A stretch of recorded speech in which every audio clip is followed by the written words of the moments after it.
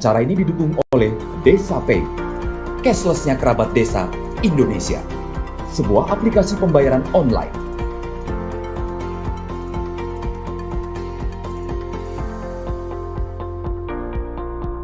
Di Desa Pay, kita akan mendapatkan update berita desa dari TV Desa.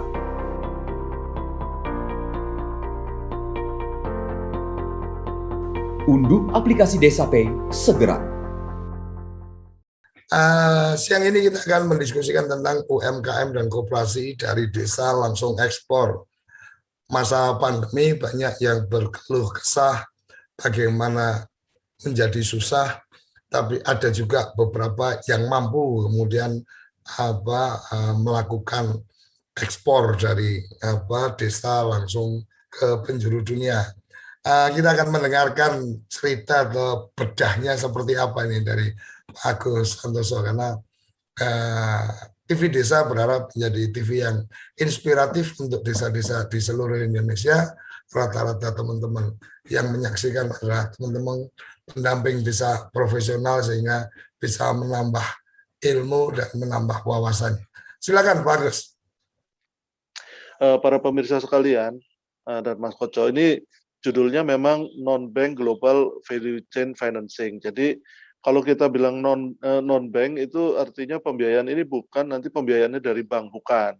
Ini pembiayaan dari koperasi ya, dari koperasi, dan ada pembiayaan khusus dari APBN langsung kepada koperasi, yaitu dari BLU, Badan Layanan Umum, ya, LPDB, Lembaga Pembiayaan Pengelolaan Dana Bergulir. Makanya ini adalah non-bank. Global value chain ini tadi itu non-bank financing ya. Sekarang kita cerita yang global value chain-nya apa? Global value chain itu adalah artinya kita tuh ketika berusaha tidak bisa sendirian. Itu nggak akan maju. Jadi kita kalau berusaha, walaupun itu kita ada di desa, justru ini yang kita hari ini akan bahas, kita harus membentuk ekosistem. Nah, dari ekosistem itu masuk ke global. Maksudnya misalnya contoh gini ya. Contoh misalnya ini yang di Lampung ya, misalnya ini gambarnya nanti ya Mbak Andrea, ini hanya cerita aja bahwa rajungan saya dulu sebelum menjadi staf khusus, saya kepala Bank Indonesia di New York. Kalau ada tamu-tamu ke New York, karena kalau di Amerika itu biasa sidangnya karena IMF World Bank ada di Washington, UN atau PBB ada di New York, jadi suka bolak-balik New York, Washington. Nah, di perjalanan, di tengah jalan tuh ada rest area, itu satu desa namanya Baltimore. Nah, di Baltimore ini khasnya itu makan kepiting. Nah, itu. Jadi kota ini penuh dengan restoran kepiting karena di Teluk Baltimore. Nah, jadi kita kalau dari New York maupun dari Washington itu bisa mampir di Baltimore untuk ngopi-ngopi, terus kita coba makan kepiting, makan namanya juga crab cake ya, semacam kue mangkok tapi dari kepiting gitulah ya.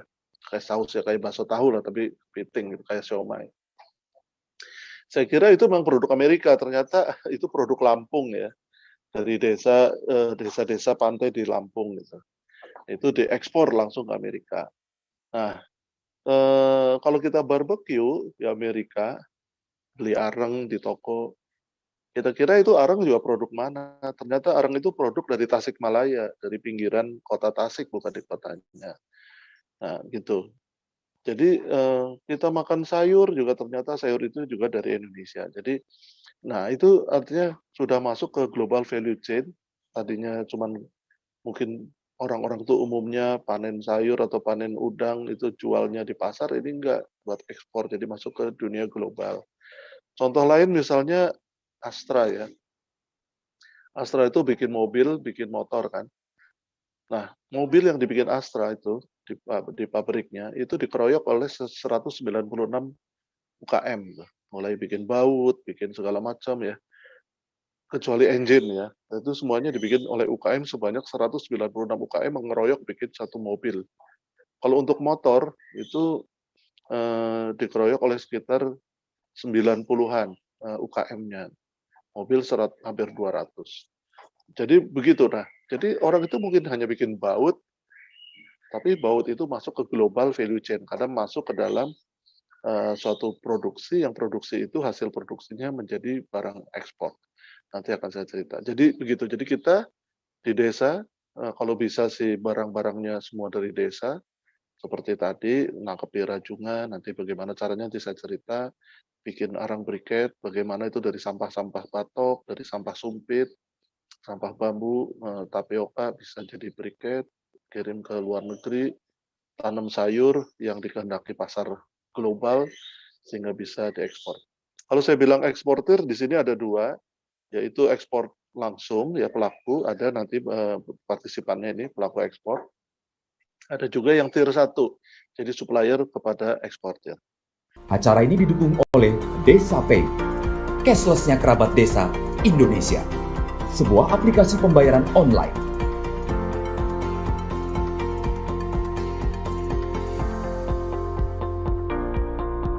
Di Desa Pay, kita akan mendapatkan update berita desa dari TV Desa.